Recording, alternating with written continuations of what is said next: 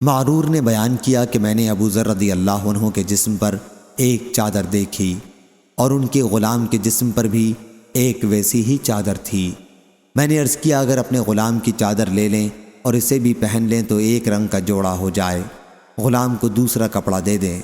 حضرت ابو ذر رضی اللہ عنہ نے اس پر کہا کہ مجھ میں اور ایک صاحب بلال رضی اللہ عنہ میں تکرار ہو گئی تھی تو ان کی ماں اعجمی تھیں۔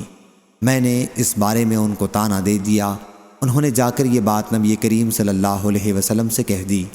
حضرت صلی اللہ علیہ وسلم نے مجھ سے دریافت فرمایا کیا تم نے اس سے جھگڑا کیا ہے؟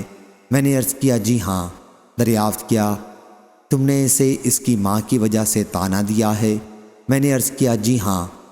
حضرت صلی اللہ علیہ وسلم نے فرمایا کہ تمہارے اندر ابھی جاہلیت کی بو باقی ہے۔ میں نے عرض کیا یا رسول اللہ صلی اللہ علیہ وسلم کیا اس بڑھاپے میں بھی؟ حضرت صلی اللہ علیہ وسلم نے فرمایا کہ ہاں، یاد رکھو یہ غلام بھی تمہارے بھائی ہیں، اللہ تعالیٰ نے انہیں تمہاری ماتحتی میں دیا ہے، بس اللہ تعالیٰ جس کی ماتحتی میں بھی اس کے بھائی کو رکھے اسے چاہیے کہ جو وہ کھائے اسے بھی کھلائے اور جو وہ پہنے اسے بھی پہنائے، اور اسے ایسا کام کرنے کے لیے نہ کہے جو اس کے بس میں نہ ہو۔ اگر اسے کوئی ایسا کام کرنے کے لیے کہنا ہی پڑے تو اس کام میں اس کی مدد کرے۔ صحیح بخاری حدیث نمبر 6050۔